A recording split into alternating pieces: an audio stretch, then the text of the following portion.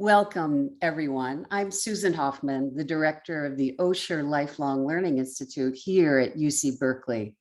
Again, this morning, we have Dr. Debbie Gold, an infectious disease expert who's been with us quarterly over the last 2 very fulsome years of COVID. Today, we're going to ask her the kinds of questions, and all the questions have been sort of derived from your submission of questions for the last several weeks. We want to thank you for being here and encourage you, if you have other questions you'd like to submit today in the chat room, to do so. And so we're going to start right away where we left off in asking Dr. Gold about how contagious the Delta variant is, and to ask some fairly practical questions around what kinds of masks seem to be the most effective. Many people having bought Korean masks, Chinese masks online, and wanting to know, can these be effective? The KF94, the N95, which we know have used, and the KN95. And so, Debbie, can we start there? Okay, I'm going to start writing these multiple part questions down so I don't forget what you asked me. I'll prompt you, don't worry. So Delta is highly infectious. It is more infectious than any other variant we have seen before. The Alpha variant, which was the previous dominant variant, the Delta variant is probably at least twice as transmissible compared to Alpha, and Alpha was twice as transmissible compared to the Wuhan wild type original strain. Delta accounts for at least 99% of all isolates that are typed, and therefore any variant that comes on the radar has to be more transmissible than Delta to have an effect. So Mu and Epsilon and the newly defined R mutant, those are not going to have a chance against Delta unless they confer some increased transmissibility. So we're, for the time being, we will just be seeing Delta variant. Somebody asked about elevators, like a risk in an elevator when people are not masked. And we know that this is an airborne virus.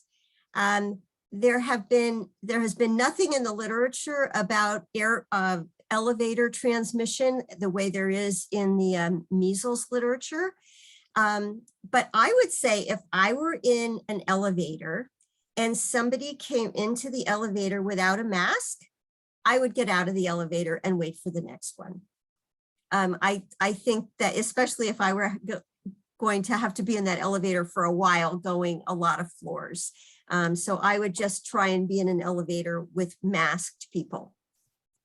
So now the issue about masking. Not all masking is the same. The highest level of masking that you can get is a well-fitting N95 mask. That's an N95 is a designation conferred by NIOSH.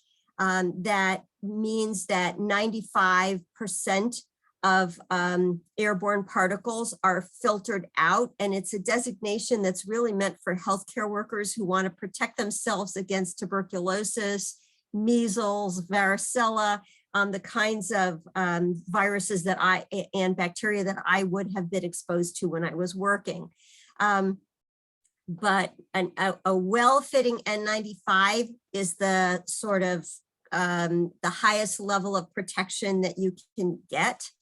I bought a box of N95 masks that were NIOSH certified N95s, and they do not fit me very well.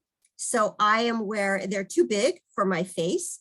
And so I am wearing an ASTM3 surgical mask with knot and tuck underneath my N95 mask to try and improve the protection that I get when I go into indoor spaces. There are KN95 masks all over the place, which are N95s manufactured in China. NIOSH has now just withdrawn its certification for the use of those masks in healthcare settings. They say that the supply chain is really okay now for domestically produced N95 masks, and they have given a directive to hospitals and other healthcare centers to stop using KN95s and all other masks like that, and to return to one mask, one use. So in other words, you go in to see a patient, you wear an N95 mask, and then that mask is thrown away before you see the next patient. And that's the directive now from NIOSH. That being said, a lot of people have KN95s. They are probably okay. The NIOSH did give emergency use authorization, or whatever their version of that is, to KN95s. And if you feel that that mask fits well, then I would go ahead and just use those up. And when they're used up, then get a regular N95 mask. That's NIOSH approved and produced in the United States, and and has to adhere to NIOSH recommendations for or regulations for the performance of that mask. You could still use double masking, where you wear a surgical mask underneath a cloth mask, as long as, and that will provide pretty good protection, as long as those masks fit well. And you should, if you can, if your face will accommodate it, use the knot and tuck method, where you knot the elastic very close to the surgical mask and then tuck the excess in underneath, so that when you breathe in the mask, there's a good seal and you're not losing air out the sides or out the top. And so doing that with an overlying cloth mask is also good protection.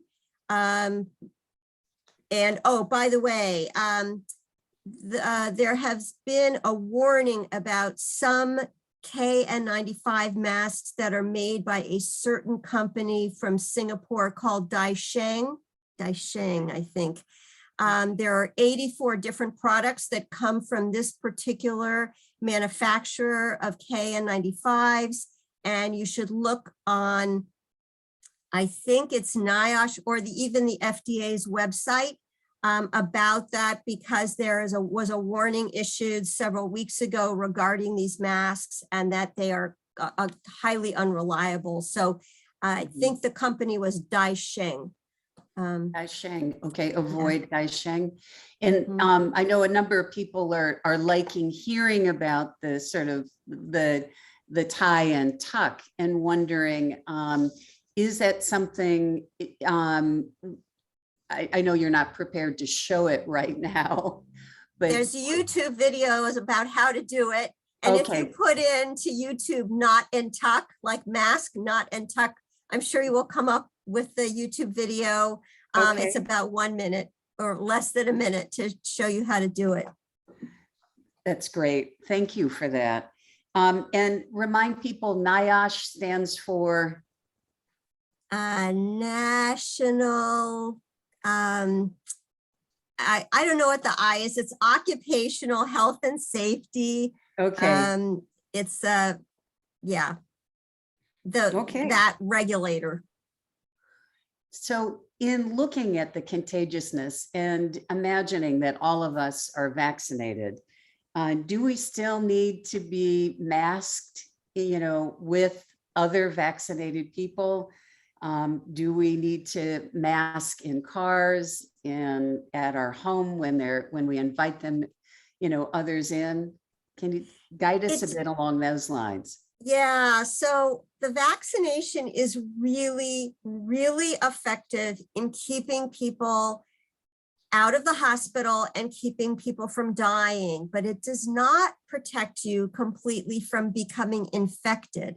So vaccinated people, including Brett Kavanaugh, for example, can get infected and can potentially transmit infection to other people, including to other vaccinated people. Now, it doesn't mean that you will get super sick, get in the hospital, or die, but there is a chance, and we don't exactly know what the risk is, that if you are vaccinated and you get infected, that you might develop long COVID, which would not be a good thing. And by the way, some people who get infected, who are fully vaccinated, do get very sick, do get hospitalized, and do die. It is unusual for that to happen, but it does happen.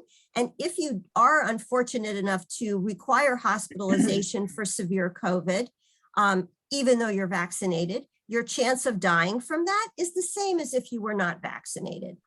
And it's thought that people who actually go on to develop severe disease probably did not mount a robust response to the vaccine to begin with. We don't check an antibody in most, and no one gets an antibody checked except if they're immunocompromised or whatever. But there are people who are not immunocompromised who will not mount a robust immune response. So I'll tell you what I do.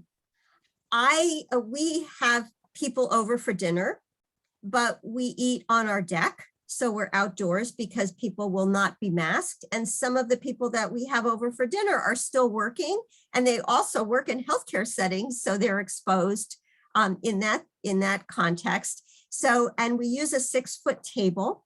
So my husband and I eat at one end and our guests eat at the other end. And we only have 2 people over at a time so that we can maintain that distance. But we do, have our masks off and talk freely and laugh, and but we are outside. And this is a really great time of the year to be able to do that because it's really warm. I also play Mahjong, which I've probably mentioned before. We now play Mahjong outside on my deck, and we are masked while we're playing. And the person who's not playing, who is eating the snacks, takes their mask off, but they're removed from us. So anyway, that's how I do it. And these are fully vaccinated people. Oh yeah, Okay. fully vaccinated. I would not. Yeah. Got it. So, and I know there are people on my street who are not vaccinated, and I would not go anywhere near them. And then for travel, because I know a lot of people have begun to do some travel. What do you recommend then about the traveling?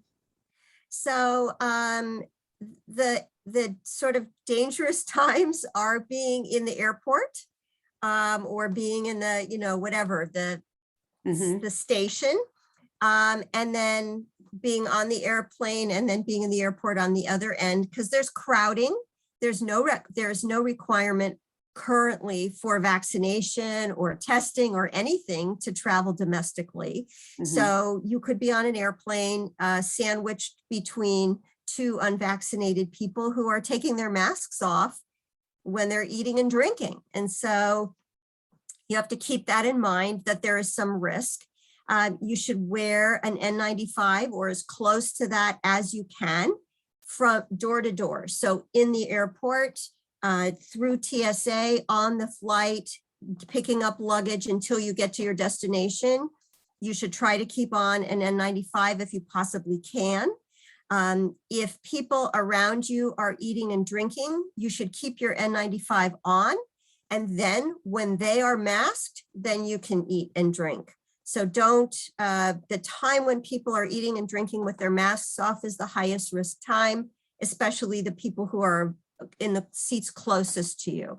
So eat and drink at a time opposite to when everybody else is eating and drinking. Excellent.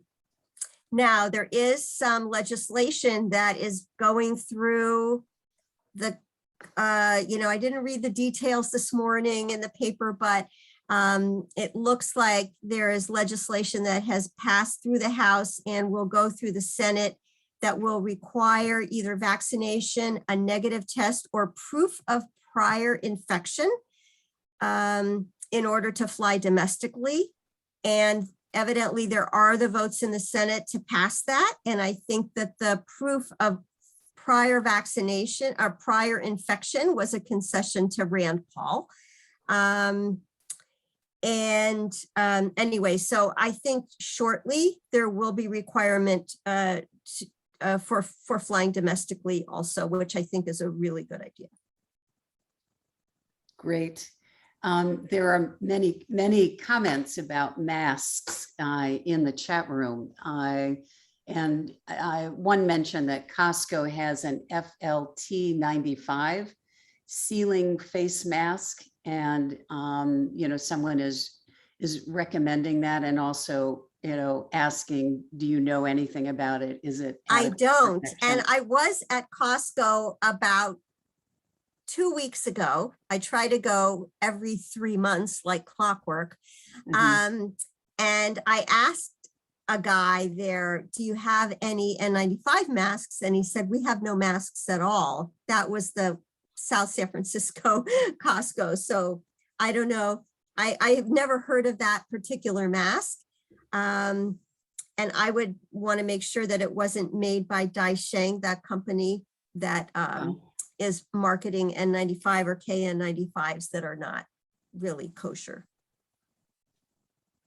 Okay, well, why don't, there was a question too about the COVID antibodies and whether or not, getting the antibody test would be recommended to see if in fact your antibodies are still active in your bloodstream?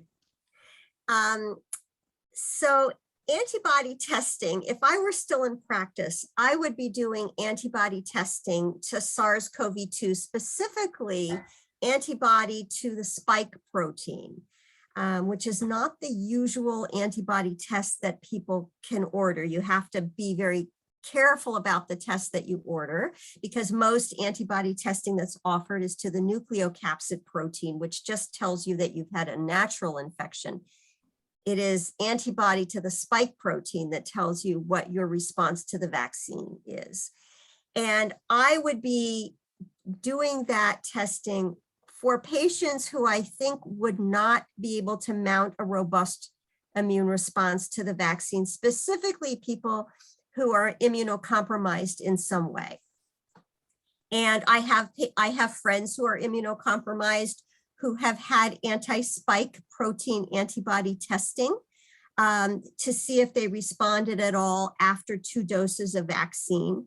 And the best kind of testing to get for that is to get quantitative testing. So not only do you have antibody, yes, no, but you know how much antibody is there. Because if your antibody level is just over the threshold for positive, you want to know that, because it means that you're just triggering the test, and that in another month or 6 weeks, you may have now fallen below what is thought to be a protective level. And by the way, that sort of immune correlate is not solid at this time. But when you get antibody testing, even quantitative antibody testing, it only tells you what your antibody level is at that moment in time. It doesn't tell you anything about the trajectory of that antibody. And you really want to know that, because if you have an amount of antibody that is degrading, fairly quickly, you kind of want to know that. So I think a second antibody determination at 3 months or 4 months would also be a good idea, just to get an idea of what the kinetics of decay are, and whether antibody is still being made out that long. I think most people now are going out and getting boosters, and I think that's a good idea. I'm not sure about the timing, whether 6 months is better or 8 months is better. They're from the second vaccination. I've read, I just read something recently, I think this week, suggesting that maybe at 8 months, hiatus between the second and the third would be better than 6 months, but I think the jury's out, and we're probably never going to know because most people will be taking a booster at 6 months. Well, since you mentioned boosters, let's go there and talk a bit about what we know. There's a difference between the Moderna and the Pfizer boosters, correct? And what their recommendation is?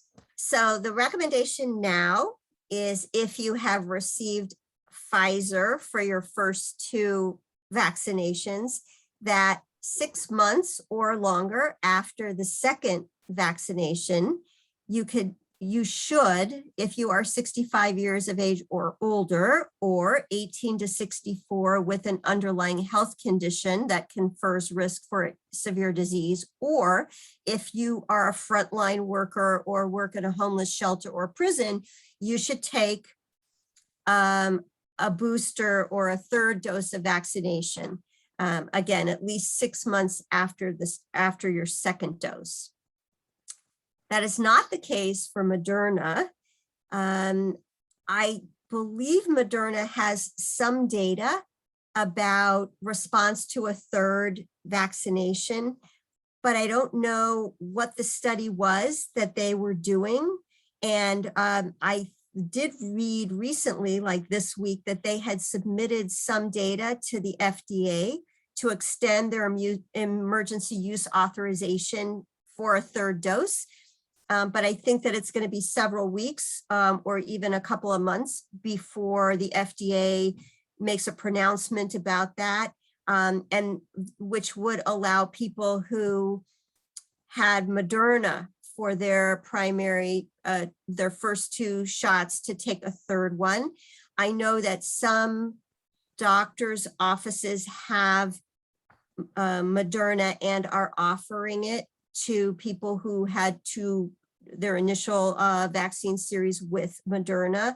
But as far as trying to go to a pharmacy or other outlet to get a third shot, they're going to want to see your card. And if your card says Moderna right now, I think it will be difficult to get a third unless you say that you're starting over and had not been previously vaccinated, and you could probably do it that way. I'm not advocating doing that. And I got Moderna for my first 2, and I'm going to wait and get a Moderna for my third one, and not say that I'm starting, that I have not been vaccinated previously. Now, Johnson & Johnson is a different story. And we have even less data for Johnson & Johnson. They just now have submitted data to the FDA on 390,000 people who have received Johnson, saying that that they have very good durability of response out, I think it was 6 months, and that they want to get, they want to proceed to full FDA approval for J&J, which just now has emergency use authorization. They also have announced some data looking at second shots for Johnson & Johnson 8 weeks after the first, showing very good immune response. I think the antibody levels were 9 to 12-fold increased after a second J&J. I should mention that in the city and county of San Francisco, the Department of Public Health is offering a dose of Pfizer or Moderna to anyone in the city who has received a Johnson & Johnson vaccination. And in fact, I have a niece and nephew who live in Manhattan who got Johnson & Johnson. They're young, healthy, 30-ish year olds. And one of them, I said, you know, you really should go out and get something else. As soon as San Francisco started to offer mRNA vaccines for J&J recipients, I said, just go and get a Moderna or Pfizer, whatever you can get. And one of them got one and one got the other. So I think that that is a reasonable thing to do. It's going to be a much longer time, I think, until we have information about what to do after Johnson & Johnson compared to what to do a third dose wise after Moderna. Okay, Yeah. well, let's spend a little bit more time here. I know that there's been some controversy about whether or not to switch from Pfizer to Moderna or Moderna to Pfizer. And I know that a lot of people are getting the booster either through Costco, through any pharmacy right now, Safeway, Walgreens, CVS. And they ask, you've got to fill out forms and you're asked if you're immunocompromised, but there's nothing that has to be shown as proof. You do have to show your Right, you just have vaccination to card, you know, that you've had. attest. Right. Yeah. So, so let's start with one question. There was one of the OLLI members had a doctor who was recommending that you get the other. And I remember when we first, you know, when the vaccinations were first coming out, the start of the year, Angela Merkel got one of each. And so where does the science stand on mixing and matching? So there is a huge study that is being done in the UK, and it is ongoing right now. I have not seen any data from that study, either published or posted. But it is a study designed to understand whether mixing vaccines is superior or equal or not as good as taking the same one.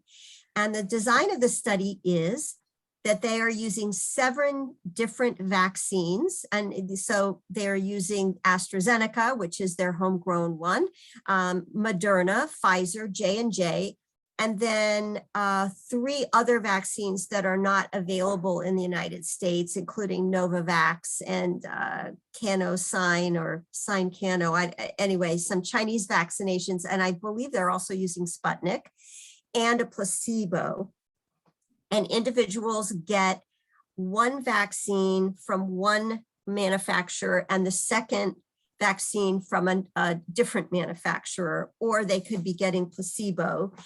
And so, and they're going to follow those patients prospectively to try to understand what the efficacy of mixing types of vaccines is against Delta, which is the predominant strain now during this study. And the jury's out right now on whether there is increased efficacy or the same or worse. And it may be that taking 2 mRNA vaccines doesn't make any difference, but if you take an mRNA vaccine and an adenovirus vectored vaccine, that particular combination would be superior to 2 mRNA vaccines in a row. But I think we really don't know. And so I am just going to wait for Moderna, and I'm not going to mix because I don't think we know the answer to that question. And the wait for you, Debbie, is also based on they don't know the dosage level. There's been the thought that it might be half a dose that would be the most effective booster. Right. So I think that the booster dose for Moderna may be a lower dose compared to the first 2. That would be very unusual for a vaccine series to drop the dose. You know, I haven't seen that for any other vaccine series. So I guess I would be surprised, but if there are data to back that up, I guess it's possible. And it's possible that no one ever tried to do that with other vaccinations. So I think we have to wait and see, but I know that Moderna is entertaining using a lower dose for the booster. Well, there was also some concern. Well, I think there was the simile that the Pfizer was a hammer and the Moderna was a sledgehammer, and that the dosage intensity question was there a downside to that? I don't know. I would don't. it be The doses harmful? were, yeah. Yeah. I don't know. I think as far as effectiveness in the real world, They're both highly effective, but there is a difference going out after 4 months. Moderna maintains all of its effectiveness at 4 months or longer, and longer meaning, I don't know what the end point on that is, but probably beyond 6 months. Pfizer effectiveness does drop off significantly beyond 4 months. And so it will drop from the mid 90s into the high 70% effectiveness range beyond 120 days, which is 4 months. Is it, and the CDC published those data in the last week or so. and are you seeing more breakthroughs with those that have been among the vaccinated? Are there more breakthroughs with Pfizer than Moderna? So the only breakthrough data that stratifies by vaccine type that I am aware of, and there may be more, but I just haven't seen it coming on my radar, is the Provincetown outbreak in Massachusetts, where there were, I think, maybe 479 cases, almost all breakthrough cases, during the first 2 weeks of August. Was it August? I think, yeah. Yeah. And so they did stratify those breakthrough cases by vaccination type. Pfizer, well, first I'll say Moderna was the percentage of patients who had breakthrough infections who got Moderna. That percentage was the same percentage as the percentage of people in the state of Massachusetts who got Moderna, if that's a fair comparison, because these were people who were coming to Provincetown from all over the United States, but they used that data to compare. Johnson & Johnson was overrepresented in the Provincetown breakthrough infections. So I think it may have been not twice, but it was significantly higher number of people who had Johnson & Johnson had a breakthrough infection compared to that percentage who got Johnson & Johnson in the state of Massachusetts. And Pfizer was underrepresented. So the percentage of individuals in Provincetown who got breakthrough infections was lower compared to the percentage of people in the state of Massachusetts who had received Pfizer vaccination. So, and again, I don't know if that's a valid kind of measurement to make, because people were going to Provincetown from all over the United States, not just from Massachusetts, but a large percentage of people who were there were Massachusetts residents.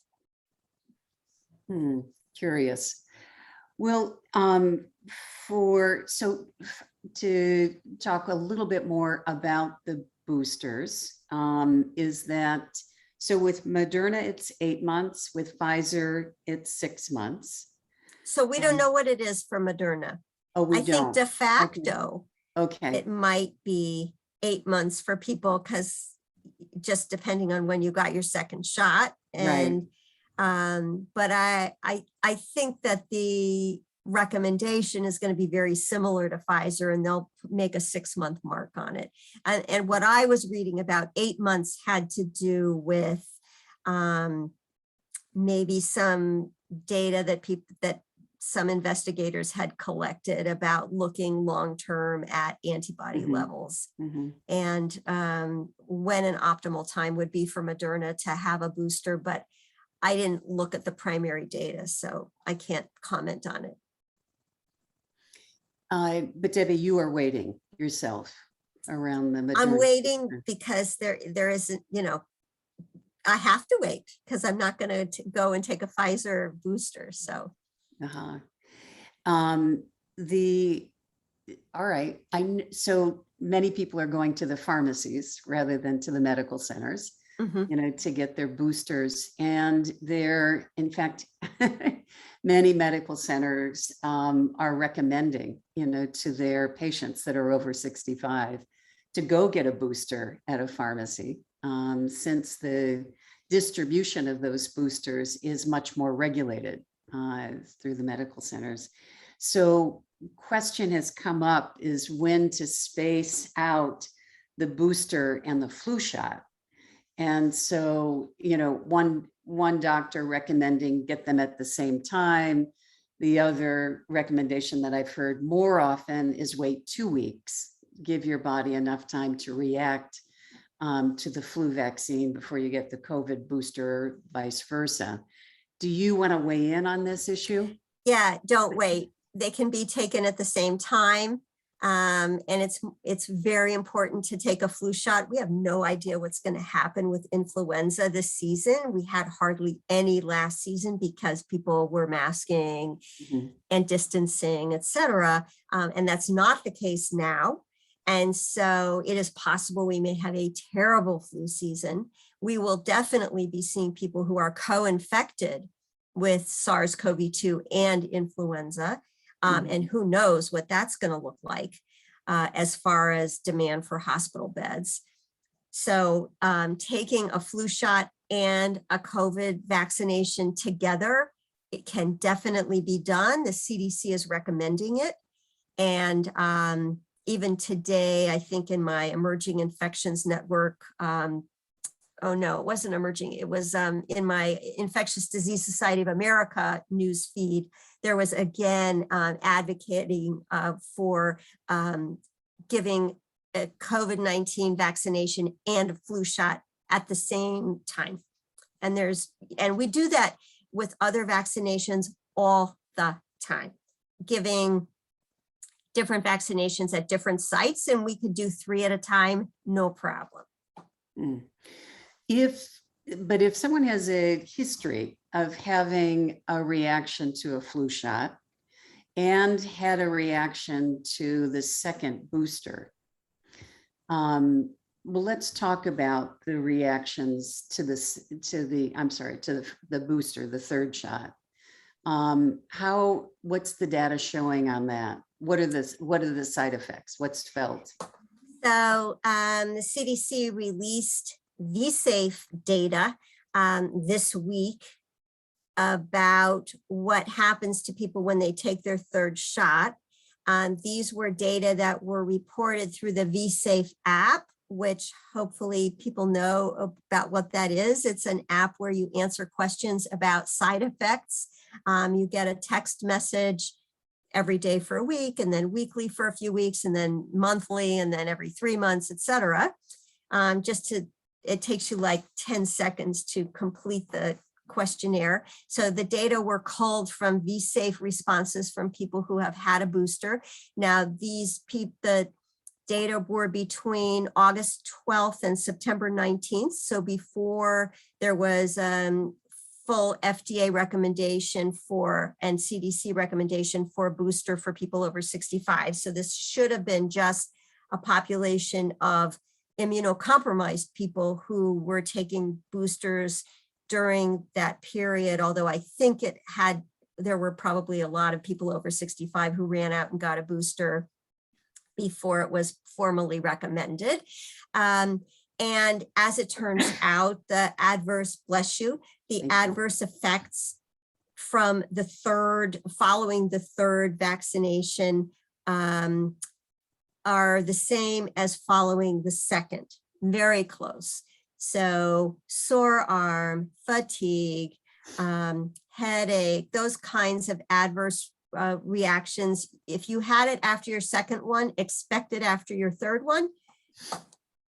And with Pfizer, I think it was Pfizer, I'm just trying to think about the figure. With one or the other, it was a little bit worse after the third compared to the second, but not statistically significantly worse. And again, this is a population of patients largely immunocompromised, and I'm sure we're going to be seeing more data about this soon because there's now been a rush of people over 65 getting boosters, and hopefully a lot of them are using the vSafe app and reporting their side effects. So we'll be able to understand better in a more general population what the side effects after the third dose are. I know one of our members is saying that in the first 2 shots, she had hives and is thinking about taking an antihistamine before taking the booster. Any thoughts about that? I would take the booster, and then if I got hives, then I would take the antihistamine. Got it. And I would Okay. also expect hives after the third one. Okay. And and if you are getting the shots, the two vaccines, flu and COVID vaccine at the same time, you recommend one in one arm and one in the other? Yeah, different sites. Yeah. Okay. All right. Well, looking to see if there's so many questions about still about the safe practices, but have we adequately covered the breakthroughs? Will there still be breakthroughs with people who have boosters? There will be, and we should expect breakthrough infections. It is going to happen, expect it to happen, and most breakthrough infections or most infections that we see are going to be, well, breakthrough infections are breakthrough infections, but most of the hospitalizations and deaths that we see will be in people who are unvaccinated. So those breakthrough infections will be hopefully mild. By the way, if you get an infection, a breakthrough infection, and you are at risk because of age or underlying medical condition for severe disease, you still qualify to take monoclonal antibodies. So especially if you have multiple risk factors for severe disease or are a very advanced age, I wouldn't hesitate for a minute. I would seek monoclonal antibodies because we know from the Israeli data where most of the people in the country are vaccinated, most of the hospitalizations and deaths that are occurring are in vaccinated people. So as we get closer and closer to full vaccination, we're never going to get to full vaccination, but we will be seeing more and more hospitalizations of people who are fully vaccinated. And you should definitely, you would qualify for monoclonal antibodies, and that could keep you out of the hospital. So I would go for it. Well, let's spend a little bit more time there around just, is there other treatments if you should become infected? Would this be the first line of treatment, or what else would happen? Monoclonal antibodies are really the only form of treatment that you can take to prevent hospitalization. And it's quite effective at doing that. It's over 80% effective. There are some, so there is really one monoclonal antibody cocktail product, the Regeneron product, that is being given. However, this is ID week, Infectious Disease Week. This is the big Infectious Disease Society of America meeting happening this week. And so it's a virtual meeting for the second year now, but there are data that are coming out from abstracts that are being presented at that meeting. And there are a number of other monoclonal antibody cocktails that look very promising that should be going to the FDA in the next months or so, looking for emergency use to expand our ability to have other monoclonal antibody products to offer to people. There was a study of remdesivir for people who are not hospitalized. This was also an abstract, so these are not published data, but the remdesivir given once a day to people who were not sick enough to be in the hospital did reduce their risk for hospitalization significantly. So that may be a treatment that is coming. It's intravenous. And there are two oral agents that are being looked at now, oral antiviral agents, one made by Pfizer and one made by Merck. Merck's drug called molnupiravir It looks very good for treatment of early disease. I believe they also have an ongoing prophylaxis study with that drug. And they have submitted their data to the FDA for emergency use authorization. So that's the Merck drug, molnupiravir. The Pfizer drug works in a different way. It's actually a protease inhibitor, which is similar to HIV drugs that we use routinely, and it's even given with ritonavir as a pharmacokinetic booster, which we do with a lot of with protease inhibitors for HIV. And this drug also has good activity for early disease. And there is also a prophylaxis study ongoing with that drug. So 2 oral antivirals are in the pipeline now, which hopefully in the next months or so, especially the Merck drug, we may have that available with emergency use authorization for treatment of early disease to keep people out of the hospital. It does seem that they are treating breakthroughs a bit differently. They weren't, it sounds like there's much more study now happening than there was initially. Yeah, so the CDC was not collecting data on breakthrough infections except people who were hospitalized or died. And I think states are really picking up the ball, looking more granularly at breakthrough infections to try to understand how frequently they're happening, how severe they are, et cetera. So the data that we're seeing really are not coming from the CDC. I know one of the questions that's been emerging is around testing, and both the testing at testing sites, that local cities are putting up and medical centers.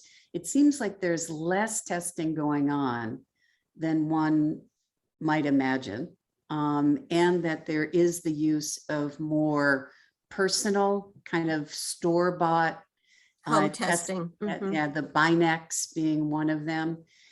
What's your thought about why isn't there more testing sites? Might we expect more during the winter months? It seems that it's also taking longer. I have a friend who waited 9 days for a result. Oh my God. I think they lost both of their results. And so they 9 days of quarantine only to get a negative test. But most people don't quarantine while they're waiting for a test result. That's the problem. Right. So right. Testing is more difficult to get now. And in fact, my son was here and we needed to get him tested. And I wanted to keep him out of quarantine, because I thought, oh my God, how long are we going to have to wait for results? And we went to 3 different testings. We actually went to 4 different testing sites, but the one on 24th and Mission, where they were having technical problems. And so they had to close down. So we went to 3 other ones, but it was challenging to find testing sites, although we could find them with a bit of work. And these were for PCR testing. The turnaround, at least in San Francisco, was we got 1 result back in about 12 hours and 1 result back in 96 hours. So the things are taking longer at a lot of testing sites, depending on the company. The counties and states are going to have to ramp up testing because it's going to become very necessary for people who are working who will require testing if they're refusing vaccination, and people who develop symptoms now as the weather gets colder, cold and flu, they're going to have to know. If you go into Walgreens to try and buy a home test, it's $25 for a set of 2 tests. And those tests have pretty good sensitivity if you're symptomatic. The sensitivity is about 84% or so, but you're still going to miss. You're going to miss 16%. And so the reason it comes in a 2-pack isn't that you can test on two different episodes of symptoms. You're supposed to test, and then 24 hours you test again, because of the lower sensitivity of these antigen detection tests. And those are not cheap. You know, if you are in European countries, you can go and get a home test for €1, which is like $1.10. And if you're in the UK, you can get 7 days of testing for free. You can just go and ask for test kits. And here, if it's $12 for a single test, that's really prohibitively expensive for a lot of people. And so testing sites must be set up and much more available to people the way they were before we had vaccination. So that's a change that is going to happen, that is going to have to happen in order to make things safer for people in the workplace and in schools. And, you know, some schools are doing testing of their students once a week. And that could be helpful. Doing antigen testing on kids twice and staff twice a week would be even more helpful. There is an op-ed or a guest opinion piece in the New York Times this morning from Michael Mina at the Chan School at Harvard about the value of using antigen testing for screening, which he's been promoting for over a year. It's a brilliant idea that just hasn't been picked up yet. And the prediction around how soon we'll see vaccines for the youngest? The data for 5 to 11-year-olds from Pfizer have been submitted to the FDA this week or late last week.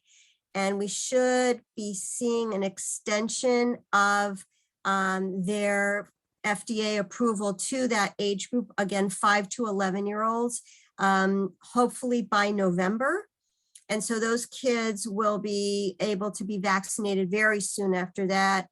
Schools are already creating plans to be testing sites for kids 5 to 11. The dose for those kids will be lower. The usual Pfizer dose is 30 micrograms, and those kids will be getting 10. Then kids 6 months to 5 years old, those data should be available by the end of the year. Then they will be submitted to the FDA shortly after that. So hopefully in the first quarter of 2022, we should be seeing vaccinations available for 6 months old to 5-year-olds. And Debbie, is there use of in-home tests for children? Yes, you can use them for children. You can, okay. All right. Well, we're nearing the end of our hour with you. I'm going to take a moment to look at some of the remaining questions, but I know that people are still wanting your recommendation. For instance, not knowing if you're a baseball fan or not, but would you go to a playoff game at the park if the Giants make the playoffs, which they will? Would you go? I would not. And I should say that in July, I think it was July, I got opera tickets. And this week I called to give them back because originally they were requiring testing or vaccination to enter the opera house, and there was going to be buffer seating, which they used to have at Pac Belt. Or what's it called now? AT&T? I can't remember. At the Giants Stadium, whatever. You can tell that I don't go to baseball games, except for I go to opera at the ballpark, which I didn't go to this year. Then they said, oh, we're taking away the buffer seating because now we're going to require vaccination. People can't show a test. They have to be vaccinated. But you know, an opera is a long time to be sitting indoors. It's 3.5 hours usually. And I thought, I'm not gonna chance that. So I wouldn't go to a baseball game either. They used to have a section where there was buffer seating. Mhm. And I thought that was a great idea. And I would go to a baseball game with buffer seating, but they don't have it anymore. So I wouldn't do it. And remember, at a baseball game, there's alcohol and there's a lot of yelling. And that promotes people, especially the yelling and disinhibition. It causes more airborne virus. It is outdoors, and that lowers the risk tremendously, but it doesn't lower the risk. And the Rose Garden outbreak at the whatever the Amy Coney Barrett thing at the White House, that was a super spreader, and that was outside. Correct. I think there was also the mention of face shields. I haven't seen any at the park, but I know that many people were traveling both with a mask and a face shield.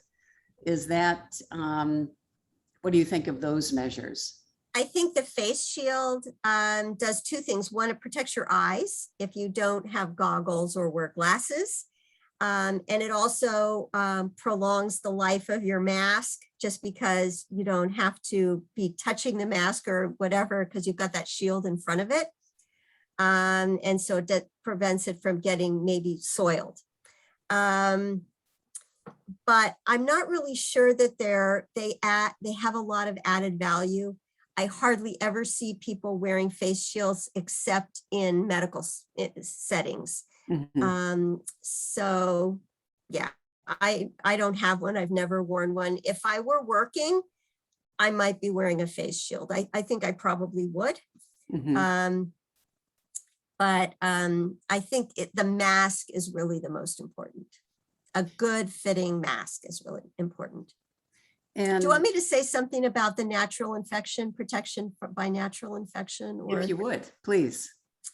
There was a posting on August 25th, an Israeli paper suggesting that natural infection conferred much better protection against hospitalization and death compared with full vaccination. And this paper is becoming the holy grail for anti-vaxxers to say, I was already infected, I don't need a vaccination. And people are going to court alleging this, including from the University of California, including professors. So, and the paper was seriously flawed.